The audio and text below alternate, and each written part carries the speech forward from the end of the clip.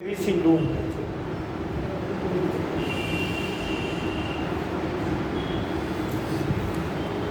ये सब लोग जो आते हैं 1960-62 के बाद जब भारत में हरित क्रांति आती है, तो हरित क्रांति के दरमियान भारत में इफ़को की स्थापना होती है और इफ़को में यूरिया बनना शुरू होती है या अन्य उर्वरक बनना शुरू होते हैं।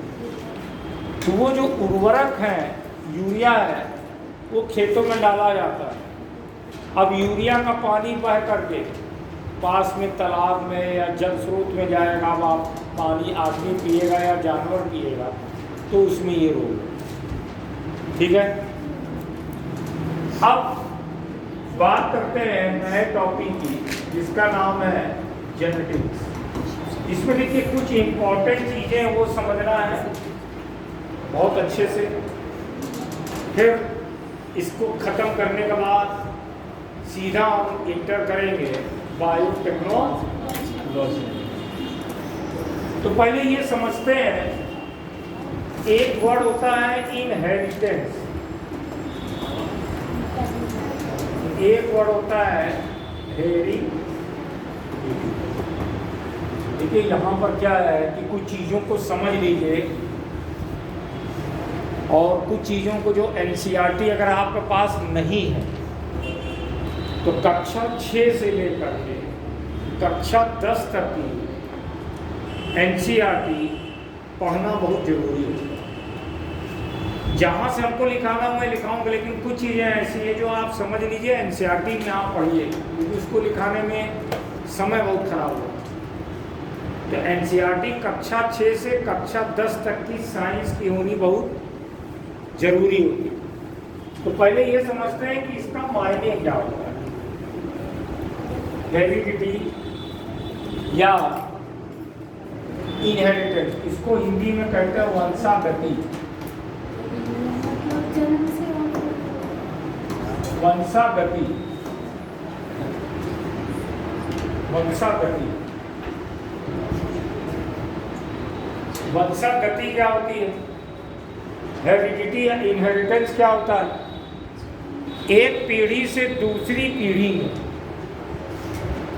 लक्षणों के स्थानांतरण को इनहेरिटेंस या हेरिडिटी कहते हैं। इसको बहुत लिखने की जरूरत नहीं है, इसको समझने की जरूरत है। इसको जितना अच्छे से समझेंगे उतना अच्छे से आगे चल करके आपको जेनेटिक इंजीनियरिंग और बायो टेक्नोलॉजी समझ में आने वाली है। तो यहाँ पर इसका अर्थ है कि एक पीढ़ी से दूसरी पीढ़ी में लक्षणों की वंशागति। लक्षण का मतलब आप काले, गोरे, नाटे, मोटे। जानवर में जानवर का गुण, मानव में मानव का गुण, पेड़ पौधे में पेड़ पौधे का गुण एक पीढ़ी से दूसरी पीढ़ी में जाता है, इसी को वंशागति कहते हैं। अब दूसरा शब्द है जेनेटिक्स। समझते जाइए, इम्पोर्टेंट पॉइंट को अपने हिसाब से नोट करते जाइए। जहाँ मुझे आवश्यकता लगेगी नोट कराने को वहाँ मैं नोट करूँगा, क्योंकि सब कुछ इंगला बोलूँगा तो समय बहुत जाएगा, है ना। अब देखिए, जेनेटिक शब्द को 1905 में जो देने वाले थे वो थे डब्ल्यू विल्सन।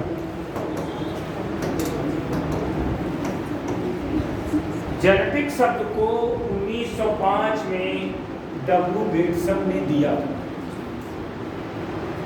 इस शब्द को इन्होंने दिया डब्ल्यू विल्सन। अब जेनेटिक्स यानी हिंदी में कहते हैं इसको आनुवांशिकता।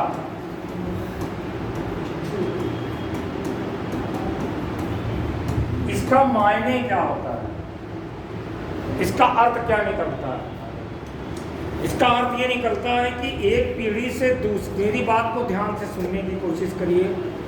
कभी डिफिनीशन नहीं पूछता है, ये ध्यान रखिए। आप यूपीएससी या आईएएस के एग्जाम में जा रहे हैं, इसके मायने को समझिए। नोट करना चाहे अपने हिसाब से नोट कर लीजिए।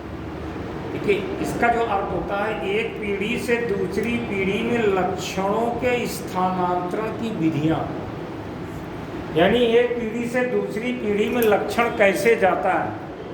और अगला पॉइंट है, अगली पीढ़ी में उत्पन्न संततियों में दिखाई देने वाली विभिन्नताएं के संपूर्ण अध्ययन को जेनेटिक्स कहते हैं। मतलब एक पीढ़ी से दूसरी पीढ़ी में लक्षण कैसे जाता है। लक्षण का मतलब क्या होता है? काले, गोरे, नाटे, मोटे, छोटे। एक पीढ़ी से दूसरी पीढ़ी में लक्षण कैसे जाता है, इसका अध्ययन करना। अब एक माँ बाप के 5 बच्चे पैदा हुए, 5 तरीके के हैं, कोई काला है, कोई गोरा है, कोई नाटा है, कोई मोटा है, कोई लंबा है। तो एक माँ बाप के 5 बच्चे 5 आकार, यानी उनमें जो वेरिएशन विभिन्नताएं हैं उनका अध्ययन, ये जेनेटिक्स। एक पीढ़ी से दूसरी पीढ़ी में लक्षणों के स्थानांतरण की विधियाँ और अगली पीढ़ी में उत्पन्न संततियों में दिखाई देने वाली विभिन्नताओं के संपूर्ण अध्ययन को क्या कहते हैं? जेनेटिक्स, आनुवंशिकता। बात समझ में आई? जेनेटिक्स क्या है, हा? अब थोड़ा सा मेंडलिज्म समझते हैं, फिर लिखाने वाला कार्यक्रम करेंगे तो थोड़ा मेंडलिज्म समझते हैं।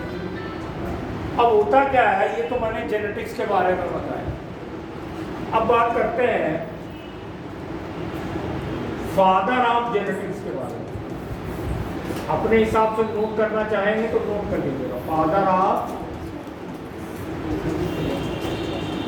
आनुवंशिकता का पिता 1822 से 1824। ये इनका पूरा लाइफ है। थोड़ा सा समझते हैं, इसमें से एक आध क्वेश्चन कभी कभी आता है, बहुत क्वेश्चन जो यूपीएससी करंट पूछेगा, लेकिन इसको समझना जरूरी है। असल में हुआ क्या,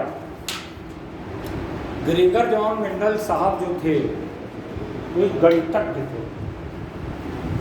गणितज्ञ का मतलब क्या होता है? मैथमेटिशियन।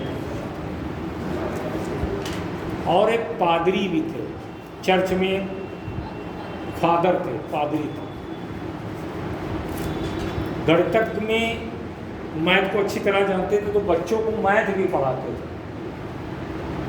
और साथ में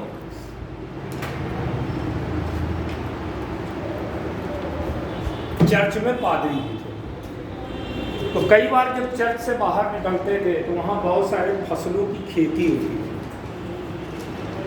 और जो मुख्य फसल वहाँ पे उगाई जाती थी वो थी मटर।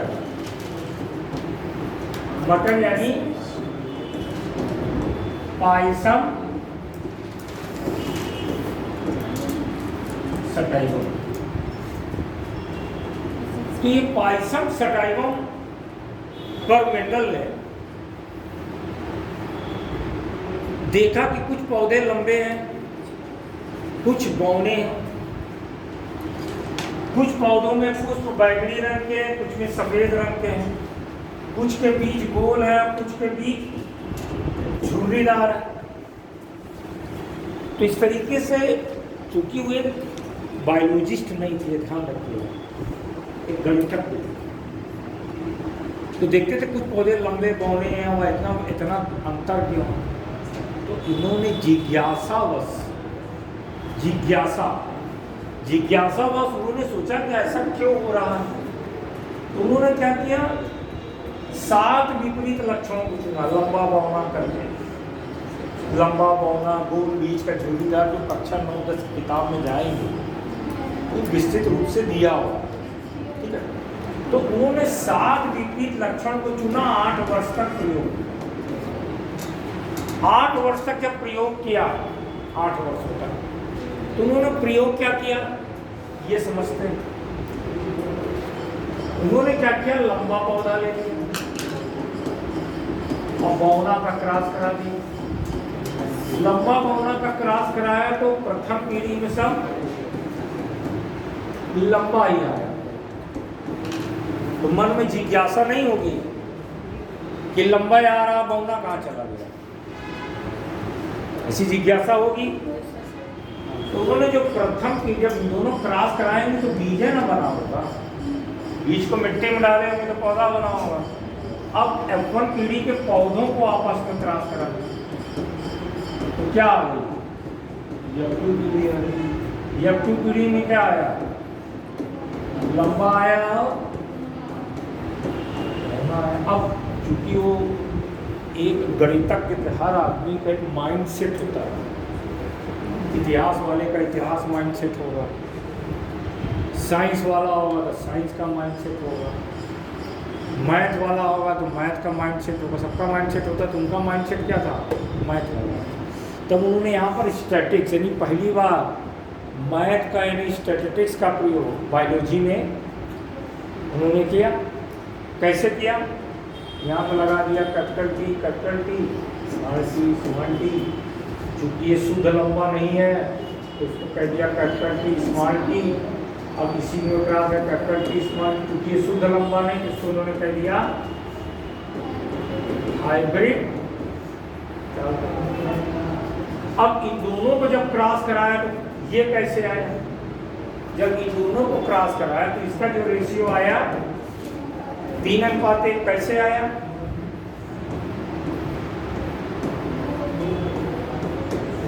है ये इसको नर के रूप में ले लिया, इसको मादा के रूप में ले लिया। कैपिटल टी स्मॉल टी जैसा कि आप पढ़े हैं, आप जानते हैं, ये आ गया। यही सब 75% लंबे आ गए, 25% क्या आ गए। तो उन्होंने ये रेशियो दे। अब जो मेंडल ने जो काम किया, ये पूरा ये सारा काम किया, काम करने के बाद मेंडल ने कोई नियम नहीं दिया। नियम आप भले कहते हो मेंडल का आनुवंशिकता का नियम, लेकिन मेंडल ने स्वतः कोई नियम दिया ही नहीं। ये करेंगे, ये होगा, ऐसे होगा, ऐसे होगा, ये काम किया, क्रॉस किया। क्रॉस करने के बाद क्या हुआ कि 1866-67 में एक पत्रिका छपती थी। मेंडल जो थे वो ऑस्ट्रिया ब्रून के थे, ऑस्ट्रिया रसिया में, समझ रहे हैं, ऑस्ट्रिया जो है वो रसिया में। तो ऑस्ट्रिया ब्रून में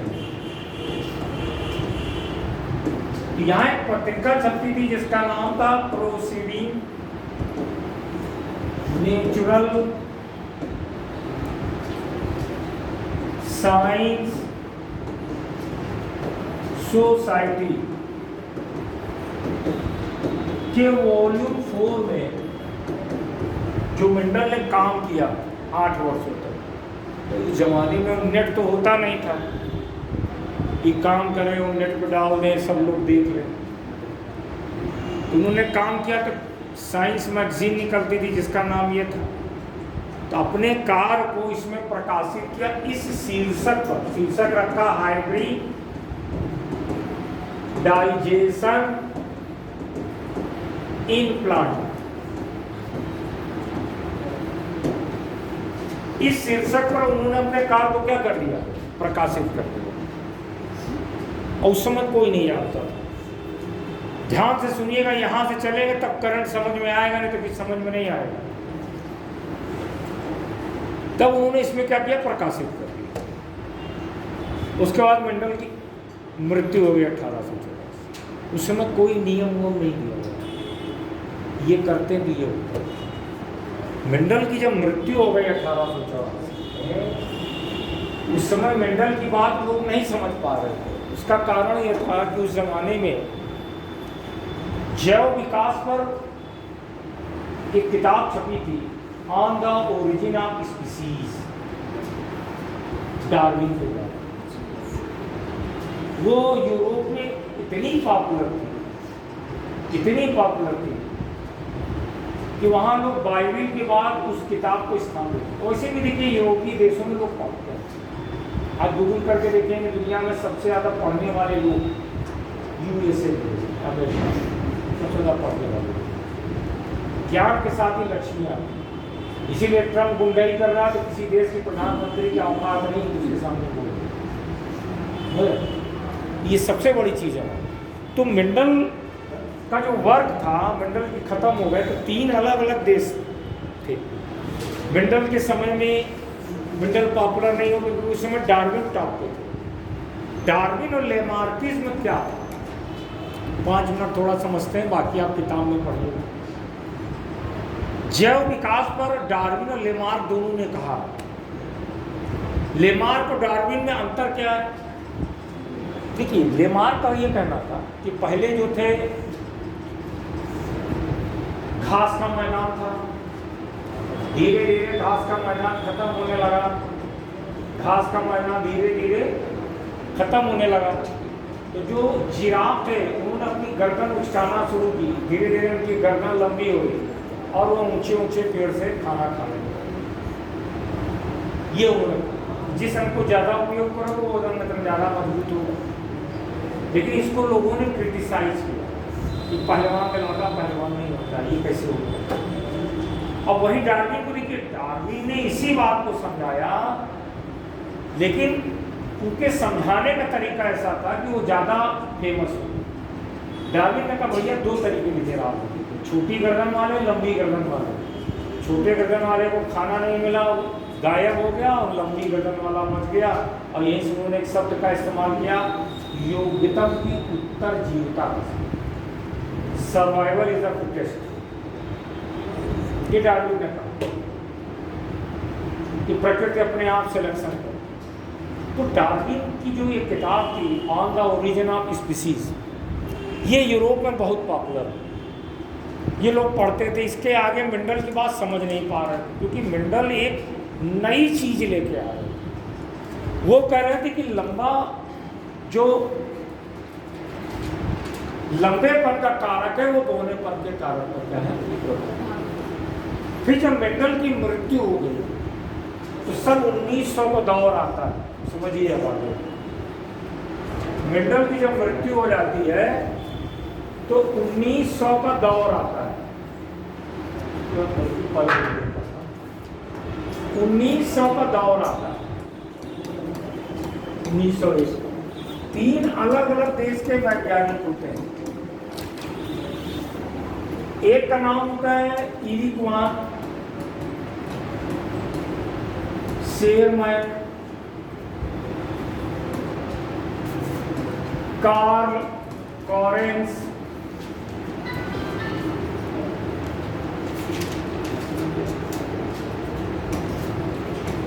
हीगो डी व्रीज। ये 3 वैज्ञानिक होते हैं अलग अलग देश के। ये रहते हैं ऑस्ट्रिया के, जहाँ के मेंडल थे, मेंडल के होम टाउन के ऑस्ट्रिया। ये रहते हैं जर्मनी के, और ये रहते हैं हीगो डी व्रीज साहब जो थे, ये थे हॉलैंड। तो इन तीनों ने मेंडल के कार्य को फिर से अध्ययन किया। इनको लगा मेंडल के बाद में दम है। फिर इन्होंने क्या किया, 1901 में इन तीनों ने मिलकर आनुवंशिकता का नियम दे दिया, जिसे आप law of dominance, law of segregation या लॉ ऑफ इंडिपेंडेंट असॉर्टमेंट के। जैसे कि मैंने बताया, लंबा बौने में क्रॉस होता है तो प्रथम पीढ़ी में सब लंबे आते हैं, ये प्रूव करता है लॉ ऑफ डोमिनेंस। जैसे लंबे बौने में क्रॉस कराया तो प्रथम पीढ़ी में सब लंबे आए, बौना नहीं आया, इसका मतलब लंबापन बौनेपन पे प्रभाव। इसी को कहते हैं law of dominance. Law of segregation क्या है, लंबे बौने में क्रॉस कराया, यानी F1 पीढ़ी में आपस में क्रॉस कराया तो लंबा बौना दोनों आया, एक निश्चित अनुपात में आया, यानी बौनापन खोया नहीं, प्रकट हो गया। इसी को कहते हैं लॉ ऑफ सेग्रीगेशन या हिंदी में पृथक्करण। ये आप 9th की किताब में पढ़ेंगे। मेन मुद्दा यहाँ पर जो क्वेश्चन का आता है वो ये आता है कि मेंडल ने बार बार अपने समय में कहा कि लंबापन बौनेपन पे प्रभावी है, यानी मेंडल ने बार बार कारक की बात, कारक यानी कि लंबेपन का कारक बौनेपन के कारक पे प्रभावी है। और मेन मुद्दा यहाँ पे वो कौन सा पदार्थ है जो एक पीढ़ी से दूसरी पीढ़ी में लक्षण को ले जाता है। लक्षण समझ रहे हैं? मानव में मानव का लक्षण, जानवर में जानवर का लक्षण, पेड़ पौधों में पेड़ पौधों का लक्षण। तो कोई ना कोई पदार्थ होगा ना यार। आदमी का बच्चा आदमी की तरह, वैसा तो नहीं आदमी का बच्चा कुत्ते की तरह हो जाता है, कुत्ता का बच्चा कुत्ते की तरह है, पौधे का बच्चा पौधे की तरह। तो कोई ना कोई ऐसा रसायन होगा, केमिकल होगा जो एक पीढ़ी से दूसरी पीढ़ी में। अब यहाँ पर सबसे बड़ी चीज़ ये थी कि 1838-39 में खोज हुई थी प्रोटीन की। 1838-39 तो वैज्ञानिकों को यह समझ में आया कि 1838-39 में जो प्रोटीन की खोज हुई है, हो न हो यही आनुवांशिकी पदार्थ। जब रिसर्च हुआ तो पता चला आनुवांशिकी पदार्थ प्रोटीन, तब नीचे हेडिंग डाल लीजिए आनुवांशिकी पदार्थ, genetic material, genetic material, heading डाल लीजिए जेनेटिक मटेरियल। कि ग्रेगर जॉन मेंडल ने आनुवांशिकी पदार्थ की नहीं खोज की थी, आनुवांशिकी पदार्थ की उन्होंने खोज नहीं की थी। उन्होंने यह बताया था कि एक पीढ़ी से दूसरी पीढ़ी में लक्षण है वो जाता है। एक लक्षण दूसरे लक्षण में क्या होता है, कभी कभी प्रभावी होता है। उन्होंने उस सब का क्या नाम दिया था, फैक्टर। तो ये फैक्टर क्या है ये नहीं समझ में आ रहा। बस मुद्दा ये था कि वो कौन सा पदार्थ है जो एक पीढ़ी से दूसरी पीढ़ी में ट्रांसफर होता है। अब देखिए यहाँ से कहानी बदलती है। होता क्या है, 1869 में गलती से खोज होती है। गलती से क्या खोज होती है, जैसे हॉस्पिटल होता है ना, हॉस्पिटल में एक पैथोलॉजिस्ट होता है। पैथोलॉजी समझ रहे हैं? जब आप जाते हैं तो ब्लड अपना देते हैं, चेक करते हैं, उसको पैथोलॉजिस्ट कहते हैं। तो हॉस्पिटल में एक पैथोलॉजिस्ट है जिनका नाम था फ्रेडरिक मास्टर।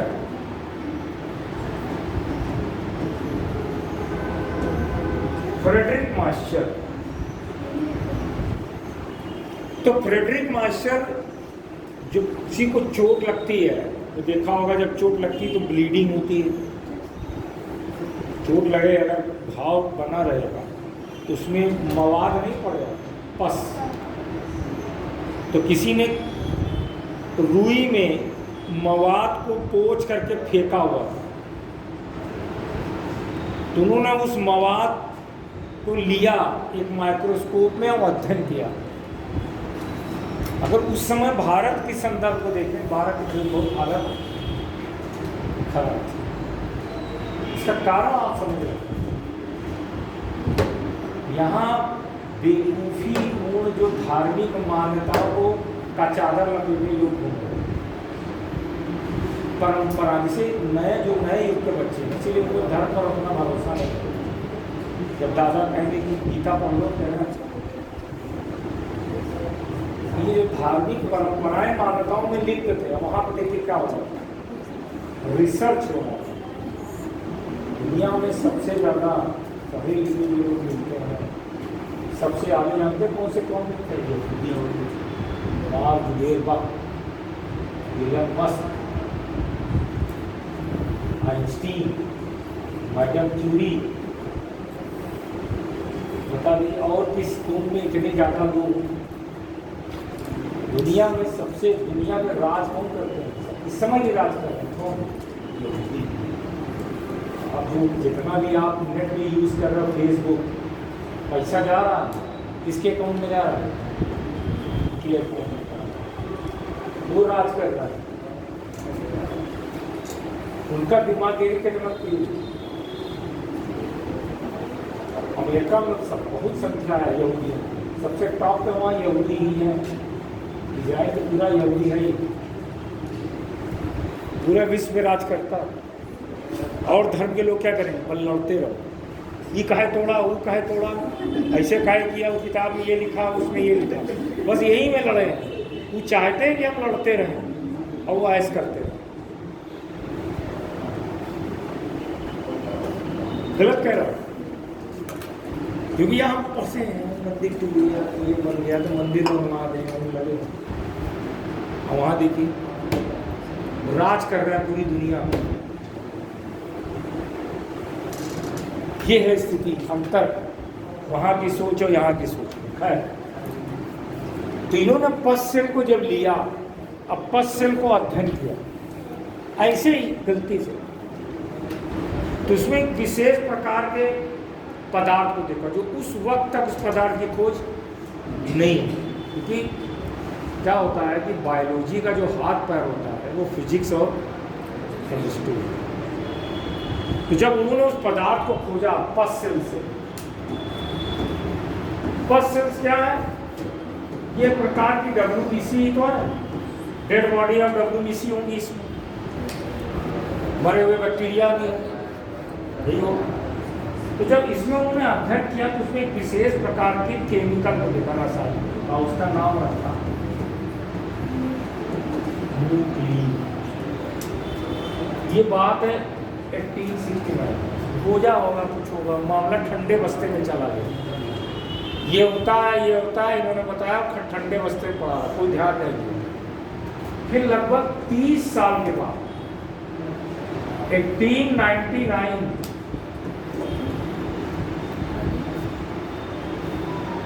एक साइंटिस्ट थे जिनका नाम था अल्टमायर, भारतीय वैज्ञानिक एक का नाम आता है, जिनके नाम पे हिग्स बोसान दिया, सत्येंद्रनाथ बोस। उनका बहुत खराब भाग्य था जो भारत में पैदा हुआ। मैं जो सच होता वो बोलता हूँ। अगर वो किसी और देश में पैदा हुए तो बहुत आगे जाते, बहुत नाम था। उन्होंने लेटर लिखा था आइंस्टीन ने उसमें अपना श्रेय ले लिया, जबकि सारा रिसर्च उनका। आपकी पहचान आपके देश से होती। आप अभी विदेश जाओगे, अरे इंडिया, पाकिस्तान की, वहाँ पे जितने पाकिस्तानी हुआ इंडियन के नाम से की दुकान चलाते हैं। पाकिस्तानियों की रिपुटेशन तो बहुत खराब है। आप किसी देश में जाओगे तो आपकी पहचान उस देश के नाम से होती है, भारतीय। अगर आप अमेरिकन जितनी वहाँ की GDP होगी उस देश की, उतनी GDP आपके उस देश में बढ़ेगी। अगर आपके देश की GDP बहुत ऊपर है, अब आप उस देश में गए तो आपकी GDP क्या होगी? और उतनी आपको इज्जत सम्मान मिलेगा जो वहाँ का। कोई भी देश जो होता है वहाँ के रहने वाले लोगों पर निर्भर होता है। आसमान और जमीन देश को नहीं बनाता। बी से आप संविधान पढ़ते, वी आर द पीपुल। पहली लाइन क्या है कि नहीं? तो सबसे बड़ी चीज इसी में बनता है। तो यहाँ पर जब पस सेल्स इन्होंने खोजा न्यूक्लिन, अब यह मामला अल्टमायर ने जब इसको खोजा है, अल्टमायर ने क्या किया? इसको खूब विधिवत अध्ययन किया, मोहब्बत से अध्ययन किया, और अध्ययन करके इसका नाम रख दिया क्या? न्यूक्लिक। क्योंकि इसको पाया कि ये अम्लीय प्रवृत्ति का, तो नाम क्या रख दिया? अब लिखना चाहे तो यहाँ लिख लीजिए, जेनेटिक मटेरियल में लिख लीजिए। 1869 में, अब यहाँ से लिखिए, 1869 में एफ मास्टर ने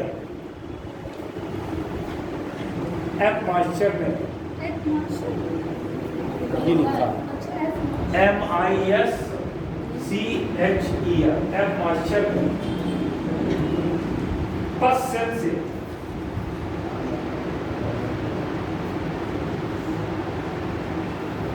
पस सेल से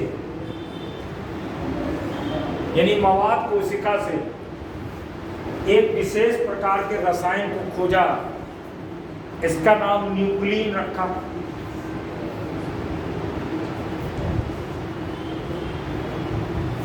1899 में अल्टमैन ने 1899 में अल्टमैन ने इसका अध्ययन करके इसे न्यूक्लियन नाम दिया। अध्ययन करके इसे न्यूक्लियन नाम दिया। न्यूक्लियन नहीं, अध्ययन करके न्यूक्लिक एसिड नाम दिया। सॉरी, अध्ययन करके न्यूक्लिक एसिड नाम दिया। अब आइए देखते हैं। अब देखिए, अब इसको समझिए। जब आपकी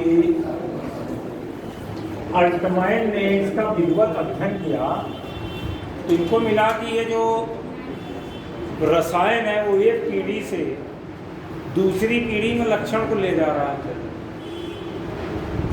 तो जब अध्ययन किया तो इनको पता चला ये जो रसायन है, जो अभी तक का सबसे जटिल रसायन है, ये दो प्रकार के होते हैं। अब ये जो दो प्रकार के होते हैं तो उनके रासायनिक संगठन के आधार पर उन दो प्रकार के रसायनों का नाम रख दिया गया। एक का नाम रखा गया डीएनए और दूसरे का नाम आरएनए। अब इसका नाम डीएनए आरएनए ही क्यों रखा गया? क्योंकि देखिए, जो डीएनए का रासायनिक संगठन है, रासायनिक संगठन डीएनए का रासायनिक संगठन में नंबर 1, नंबर 2 और नंबर 3। नंबर 1 क्या होता है? डीऑक्सी राइबोस शुगर, ये होता है। दूसरा इसमें क्या होता है? फास्फोरिक एसिड होता है। तीसरा क्या होता है? नाइट्रोजिनस बेसिस होते हैं। ठीक है, अब थोड़ा सा ये समझिए। यहाँ अगर इसकी बात करें, इसके रासायनिक यहाँ पे लिख लीजिएगा, तो इसमें आता है राइबोस शुगर,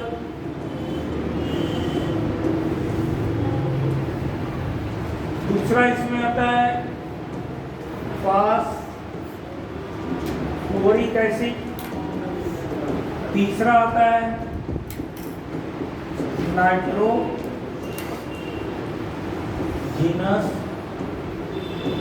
बेसिस। अब यहां पर एक चीज देखिएगा, जो इसका नाइट्रोजिनस बेसिस होते हैं इसमें, ये देखिए दो प्रकार के होते हैं। एक तो होता है प्यूरीन, दूसरा होता है पीरीन। और प्यूरीन दो प्रकार के होते हैं, डीन और ग्वानीन। और पिरामिडीन भी दो प्रकार के होते हैं, थायमीन और साइटोसिन। और यहाँ भी देखें, ये भी दो प्रकार का, एक तो होता है प्यूरीन। प्यूरीन दो प्रकार का है, डीन और ग्वानीन।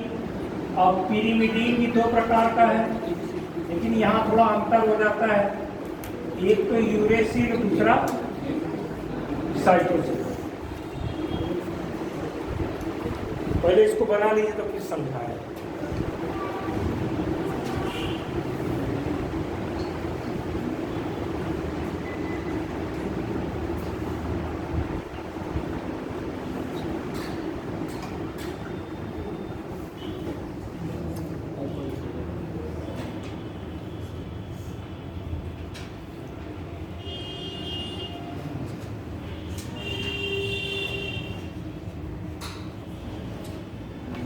बंद कर दो इसको।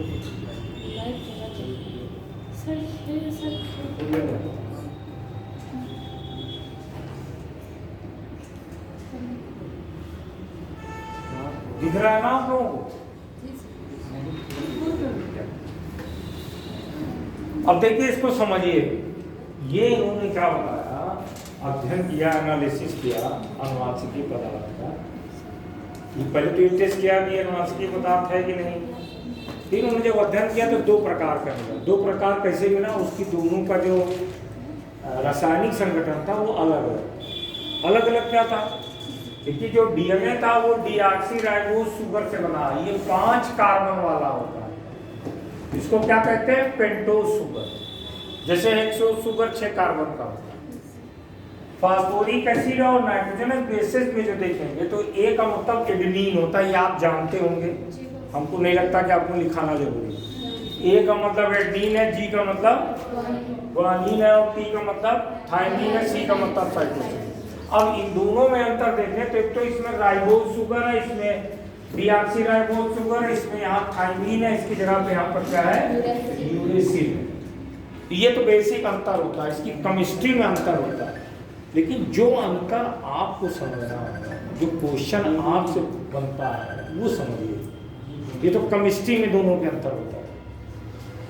अब मैं आपसे कहूँ कि इस धरती पे जितने भी जीव हैं, लगभग 1.8 मिलियन प्रकार के ऑर्गेनिज्म है इस धरती पे, 1.8 मिलियन। क्या उन जीवों का आनुवांशिकी पदार्थ क्या है? किसका आनुवांशिकी पदार्थ डीएनए होता है, किसका आनुवांशिकी पदार्थ आरएनए होता है, इसको समझना है।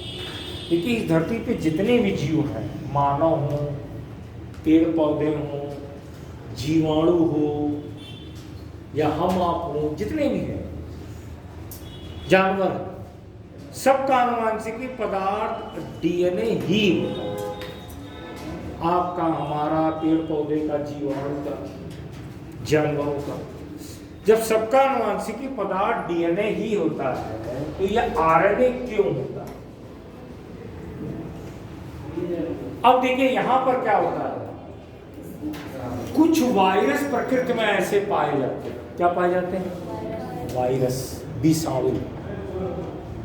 तो कुछ विषाणुओं का आनुवांशिकी पदार्थ आरएनए होता है और कुछ का डीएनए होता है।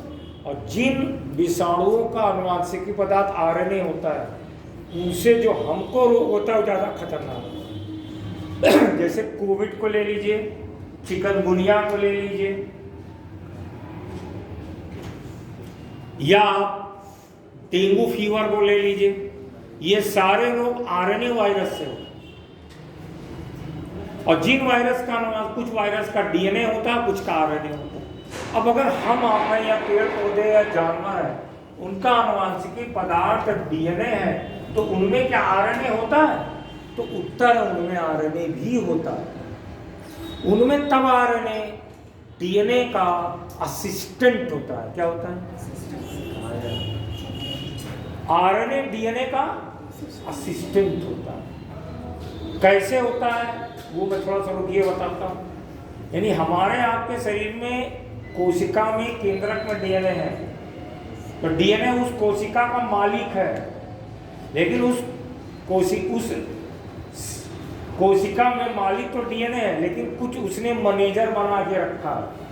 मेन काम कराने के लिए किसको रखा हुआ है? आरएनए को। और मुद्दा ये है कि आरएनए वो पैदा करता है। हम कोई कंपनी खोलते हैं तो एक मैनेजर को अपॉइंट करते हैं सैलरी। यहाँ क्या करता है? आरएनए जो डीएनए जो है वो आरएनए को बनाता है। कैसे बनाता है अभी थोड़ा रुकिए बताता हूँ। तो ये बात समझ में आई कि आपका सबका आनुवांशिकी पदार्थ डीएनए है। और एक मुद्दा यहाँ पे और, अगर सबका आनुवांशिक पदार्थ डीएनए ही है तो आपके डीएनए और हमारे डीएनए में कुछ तो अंतर होगा। भाई आपका डीएनए, हमारा डीएनए, पेड़ पौधे का डीएनए, बैक्टीरिया डीएनए, इन्हीं तीनों चीजों का तो मिल करके बना है। इन्हीं तीनों चीजों से मिलकर बना है कि नहीं बना? कुछ अंतर होगा कि नहीं होगा? अंतर होगा ना। आपका भी डीएनए इन्हीं तीनों चीजों से बना है, प्लांट का भी बना है, बैक्टीरिया का भी बना है, जानवर का बना है। नहीं, रासायनिक संगठन में अंतर नहीं है, लेकिन एक अंतर तो है। अब वो अंतर क्या है वो अभी आगे मैं आपको बताता हूँ। एक चित्र बनाना पड़ेगा, वो अंतर क्या है, वो अंतर समझना, अंतर क्या है वो अंतर आपको समझना। तो इस क्वेश्चन को भी यही छोड़ते हैं, पहले इसको आगे बढ़ाते हैं, फिर उस अंतर को समझाएंगे। मेन मुद्दा तो वह अंतर क्या है आपके डीएनए और अन्य जीवों के डीएनए। अब देखिए आप फिर वापस इस पे आते हैं, इसकी केमिस्ट्री उन्होंने बता दी, ये तीनों चीज़ों से मिलकर के बना है, ये तीनों चीज़ों से मिलकर बना है। अब मुद्दा ये होता है कि जो ये डीएनए है, डीएनए का मॉलिक्यूलर स्ट्रक्चर क्या है? मॉलिक्यूलर स्ट्रक्चर समझ रहे हैं? आणविक संरचना। कपड़े का तो पता लगा लिया, कपड़े में बुनाई कैसे, केमिस्ट्री तो पता होगी तीन चीजें। अब ये तीनों भाई आपका डीएनए क्या है? एक यौगिक है ना, एक यौगिक है। इसके अब इसके अणु किस क्रम में कैसे जुड़ करके ये बनाए हैं, ये मुद्दा आ गया। ये डीएनए कैसे बना? अब उस जमाने में डीएनए के अणु या कोई अन्य जैविक अणु का हम 3D पिक्चर नहीं ले सकते। आज तो हम 3D पिक्चर लेना जानते हैं, तो उस जमाने में 3D पिक्चर लेने की तकनीक नहीं थी। तो होता क्या है, थोड़ा समझ लीजिए। 1953 का दौर आ गया, देखिए 1900 से 50 साल बीत गए। विकास क्यों नहीं हुआ? केमिस्ट्री फिजिक्स में विकास नहीं हुआ। 1953 में क्या हुआ? 50 साल का समय बीत गया, तो केमिस्ट्री फिजिक्स में बहुत विकास हुआ। तो 1953 में एक थे एम विल्किंस साहब, इनको मॉरिस विल्किंस कहते हैं। एम विल्किंस ये फिजिक्स के वैज्ञानिक, भौतिक विज्ञानवेत्ता। इन्होंने एक तकनीक डेवलप की थी जिसका नाम है एक्सरे डिफ्रैक्शन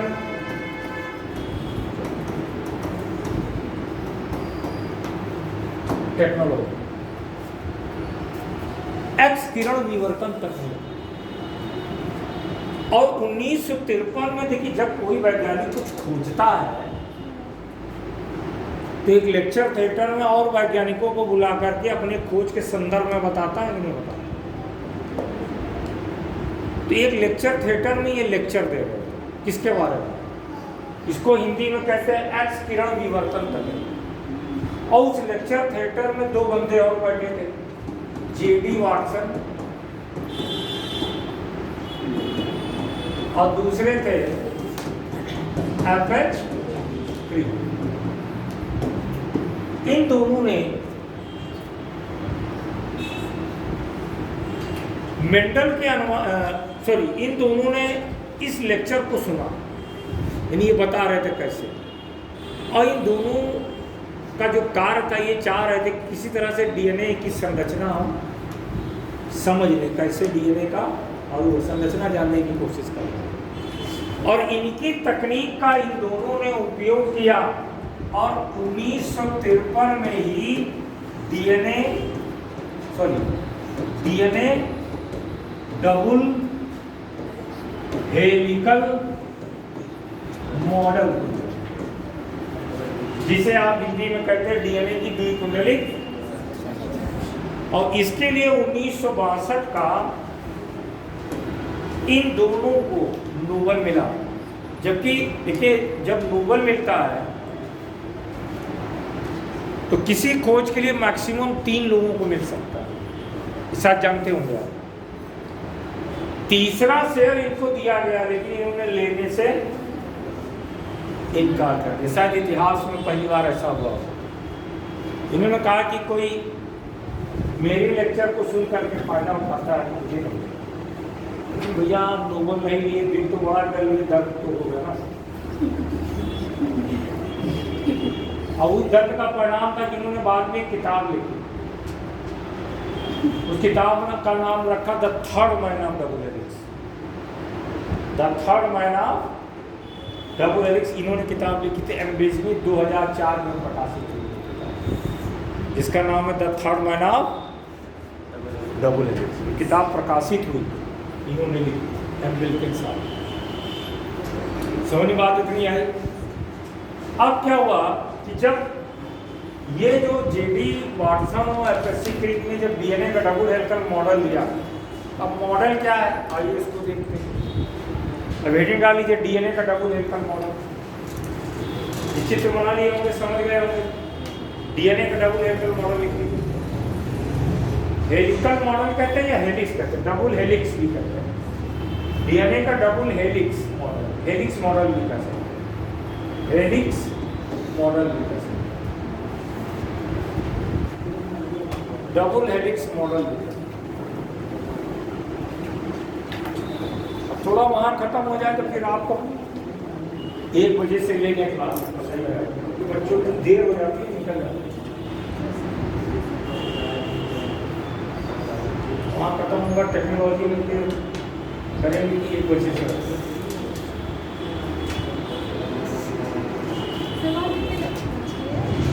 वहाँ 1 से लेकर के 2 पीरियड रहता है।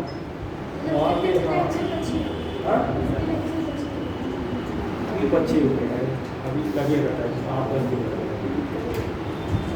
दिखा।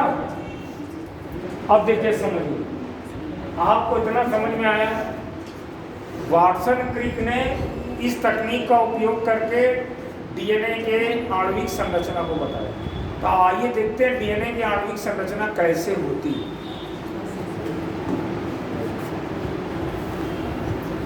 यहीं से कहानी में चेंज आता है, इसको समझिए।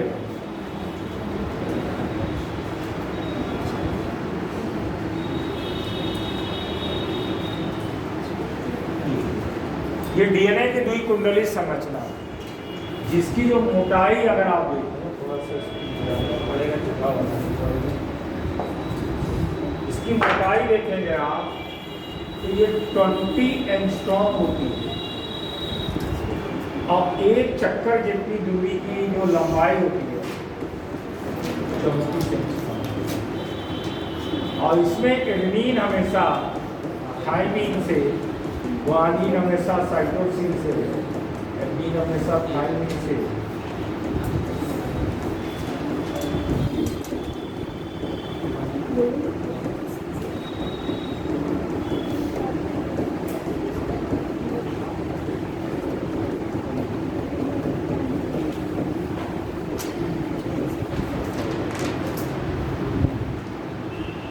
बना लीजिए इसको, बना लीजिए तो समझाएं।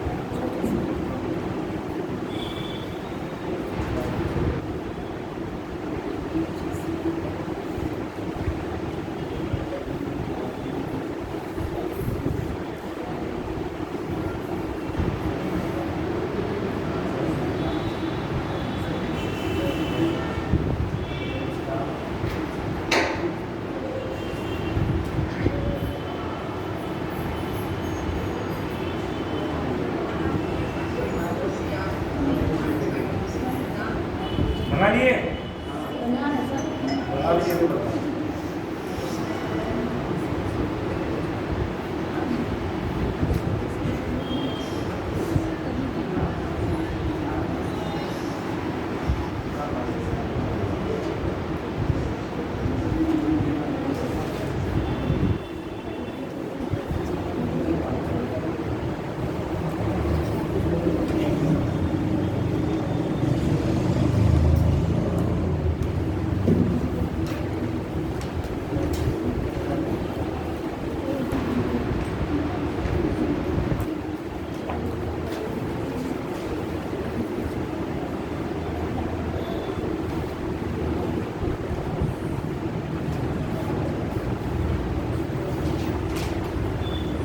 समझिए इसको, थोड़ा समझिए इसको। देखिए ये मॉडल जो है 1953 में जी.डी. वाटसन एफएससी के द्वारा दिया गया। इसके लिए उन्हें 1962 का नोबेल भी मिला है, मैंने बताया। अब देखिए समझिए कि आपका जो शरीर होता है, आपके शरीर में जो कोशिका होती है, जब आप कोशिका वाला चैप्टर खोल के पढ़ते हैं अक्सर, तो कोशिका में जब चैप्टर पढ़ेंगे तो आप कभी कभी देखेंगे उसमें लिखा रहता है ये क्या है, क्रोमैटिन फाइबर। कोई कहेगा नहीं ये डीएनए है, तो ये डीएनए है, क्रोमैटिन फाइबर है, ये क्या है, इसको समझना है। आपके शरीर की एक कोशिका में जो ये डीएनए है, इस डीएनए की लंबाई जानते हैं कितनी होती है? 1.8 मीटर लंबा डीएनए होता है आपके शरीर की एक गहरी कोशिका। और इस डीएनए ने ये जो देख रहा है एडेनिन थायमिन से जुड़ा, ग्वानिन साइटोसिन से जुड़ा है ना, ये क्या है, ये पॉलीन्यूक्लियोटाइड है। क्या है? ये पॉलीन्यूक्लियोटाइड की सीरीज है। सीरीज का मतलब श्रृंखलाएं हैं। और आपके एक कोशिका में लंबाई कितनी है? अब आपके शरीर में कुल कितनी कोशिका होती है? लगभग 10 की पावर 10 सेल्स होती है। उसको 1.8 कर दो, इतना लंबा डीएनए होता है। अगर सारे कोशिका से डीएनए निकाल के जोड़े तो कितनी लंबाई होगी? 1.8 इंटू 10 पावर 8 10 पावर 10 मीटर का लंबा होगा। बात समझ में आ रही है? अब यहाँ पर मेन मुद्दा ये है, मैंने अभी एक क्वेश्चन आपसे उठाया था कि आपके डीएनए और अन्य जीव के डीएनए में कुछ तो अंतर होगा। क्वेश्चन अभी उठाया था कि आपके डीएनए अन्य जीवों के डीएनए में क्या अंतर है। वो अंतर जानना बहुत जरूरी है। उसके लिए पहले एक उदाहरण से आपको बताएंगे, फिर इसमें बताएंगे। जैसे जितने भी स्टूडेंट यहाँ पर बैठे हुए हैं, कितने भी स्टूडेंट बैठे हैं, और मैं आपसे कहूँ कि मैं सबका मोबाइल नंबर मुझे पता है, मुझे सबका मोबाइल नंबर याद है, तो आप कहोगे सर सबसे पहले हमारा मोबाइल नंबर बता दीजिए। जाने तो मैं बताता हूँ आपका मोबाइल नंबर जो 0 से 9 गिना के हैं। बताइए गलत बता रहा हूँ? सही बता रहा हूँ? कोई कहते गलत बता रहा हूँ, सही बता रहा हूँ। अंतर क्या है? सीक्वेंस नहीं पता है, बस यही तो नहीं पता। मोबाइल नंबर तो मुझको सबका पता है, इस धरती पर हर आदमी को पता है। सीक्वेंस नहीं पता है। सीक्वेंस बदला तो आदमी, जैसे कुछ मोबाइल नंबर लिखते हैं, जैसे आज से 20 साल पहले 15 साल पहले तो मोबाइल नंबर होता था 94 15 16 32 66, फिर आए मान लीजिए 38 18 38 98 38, फिर 15, फिर 46, फिर 55। तो हम नंबर देख के ये बता देते थे ये BSNL का है, और ये नंबर से ये बता देते थे वोडाफोन। आज की डेट में तो नहीं संभव, लोग पोर्ट करा लेते हैं, लेकिन तकरीबन 15 साल पहले का है। तो हम नंबर देख के अंदाज़ा लगा लेते थे कि ये इसके पास कौन से कंपनी का नंबर। तब ये सुविधा नहीं थी पोर्ट करा लेते। आपने ये कैसे बताया कि ये, जैसे ये नंबर, अब एक नंबर मैंने ये लिखा, ये नंबर लिख दिया, तो आपने कहा भाई ये भी वोडाफोन, ये भी वोडाफोन, क्यों? 4 डिजिट सेम। अब मान लो एक नंबर मैंने लिखा,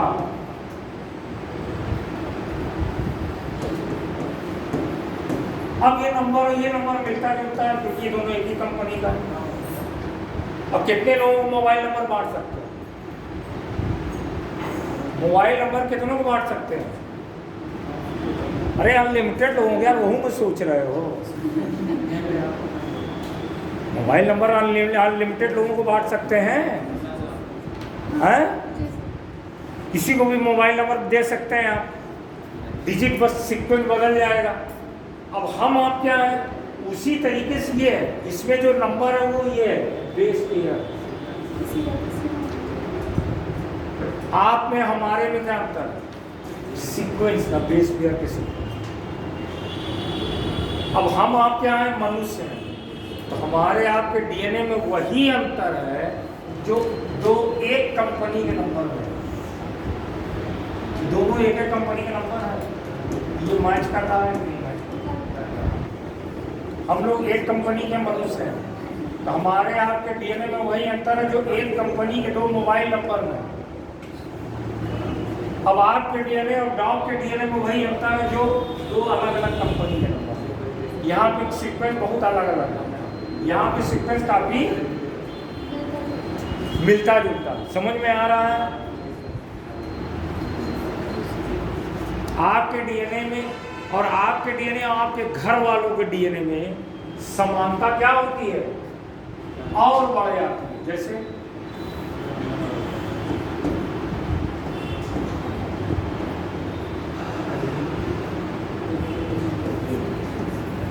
ये नंबर में क्या है, यहाँ तक समानता है कि नहीं, लेकिन यहाँ बदल गया कि नहीं बदल गया। समझ रहे हैं? यानी आपका डीएनए इस धरती पर यूनिक है, जैसे आपका मोबाइल नंबर यूनिक है। आपके जैसा मोबाइल नंबर कहूँ के पास में, वैसे आपके डीएनए के जैसा किसी को पास नहीं। आपके डीएनए में क्या खास बात है, ये जो सीक्वेंस है। अब आपको पता है आपके डीएनए में कितना होते हैं, ये बेस पेयर 6 बिलियन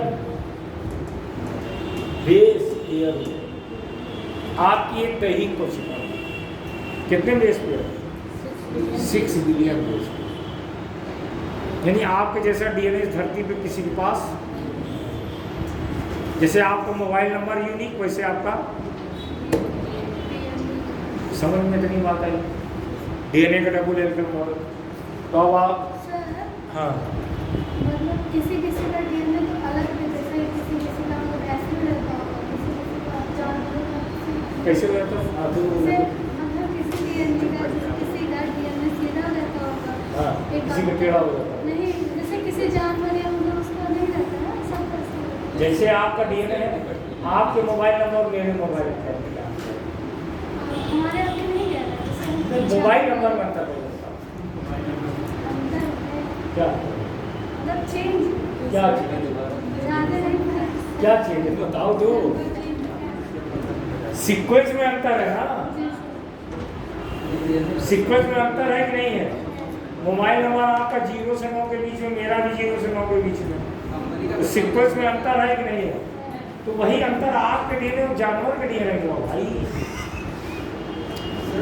ये मोबाइल नंबर ये देख रहे हैं, ये सीक्वेंस और ये सीक्वेंस यहाँ तक एक जैसा है, यहाँ बदल गया। दिमाग एकदम कंसर्न, एकदम सही जगह ले गए। डीएनए की संरचना आपकी उनकी 100% एक, उनके डीएनए का संगठन आपके डीएनए का संगठन 100% एक। अब ऐसा नहीं कि आपका 4 नंबर उनके 4 नंबर की रचना अलग अलग होती है, क्यों? सब एक जैसा है। अंतर क्या है? सीक्वेंस का। और सीक्वेंस इसमें क्या है, और ये कितने होते हैं? 6 बिलियन। अब 6 बिलियन तो भाई यहाँ बना नहीं सकते, मेरी दिक्कत समझ रहे हैं? अब आप हमसे कहें सर 6 बिलियन बेस पेयर यहाँ बनाई, तो संभव नहीं है। तो सीक्वेंस में क्या होगा? आपके डीएनए हमारे डीएनए में क्या अंतर होगा? सीक्वेंस जैसे मान लो हमारा ये है, आपका क्या हो गया? आपका यहाँ जी आ गया, टी आ गया, ऐसे सीक्वेंस बदल गया, आदमी जैसे मोबाइल नंबर बदल गया, आदमी जैसे जितनी क्लास में हम पढ़ाएंगे, ये नंबर समझ लो ना, इसको नंबर समझ लो। जितनी क्लास में पढ़ाएंगे, जितनी बार डीएनए का चित्र बनाएंगे, हर बार अलग अलग बनेगा कि नहीं बनेगा? बनेगा ना। समझ रहे बात को? अब आगे की बात कर लें समझने वाली है।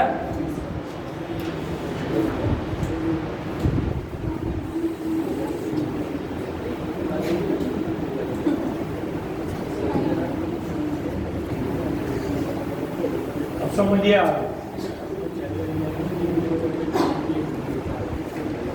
मेन मुद्दा यहाँ पर क्या होता है ना, समझने का होता है। जब तक आप समझने की कोशिश नहीं करेंगे तब तक काम नहीं बनेगा। अभी बार बार मैं टेक्नोलॉजी में जीन जीन की बात करूँगा। सबसे पहले समझते ही जीन क्या होता है, फिर क्या बात करते हैं क्रोमोसोम क्या होता है, फिर बात करते हैं जीन क्रोमोसोम, फिर बात करेंगे हम प्लाज्मोन क्या होता है, फिर जीनोम क्या होता है, फिर बात करेंगे म्यूटेशन क्या होता है।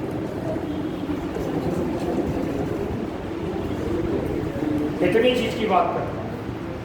तो कहाँ तक लिखा डीएनए का डबल हेलिकल मॉडल हेडिंग डाला, पहले इसमें कुछ लिख लीजिए फिर समझाते हैं। लिखिए लिखिए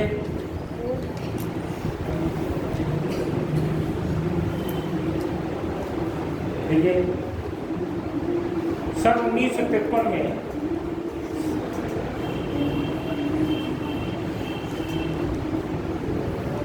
एम बिल्किंस ने एम बिल्किंस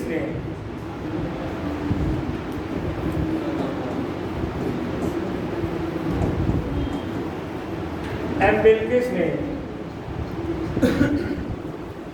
1953 में एम बिल्किंस ने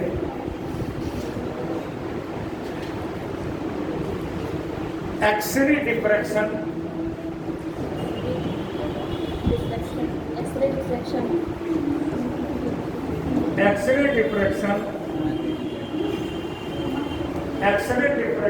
तकनीक या टेक्नोलॉजी, एक्सरे डिफ्रैक्शन टेक्नोलॉजी की खोज करके बताया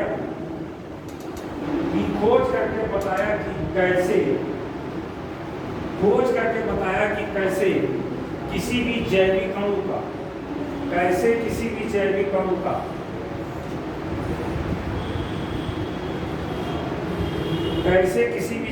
अणु का 3D पिक्चर, 3D यानी 3 डायमेंशनल चित्र ले सकते हैं।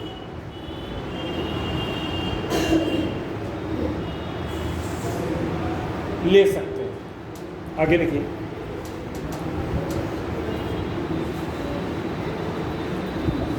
इसी तकनीक का उपयोग करके 1953 में ही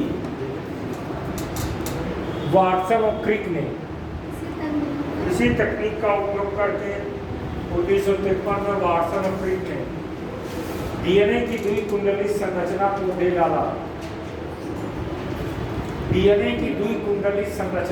डाला, या डीएनए का डबल हेलिकल मॉडल दे डाला। और इसके लिए 1962 का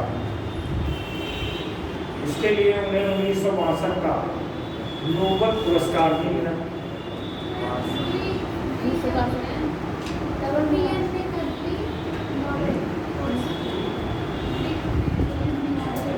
वाटसन और क्रिक ने डीएनए की द्विकुंडली संरचना इंग्लिश में कहेंगे डबल हेलिकल मॉडल तो दे डाला। उसके लिए उन्हें 1962 का नोबेल पुरस्कार मिला। इस मॉडल के अनुसार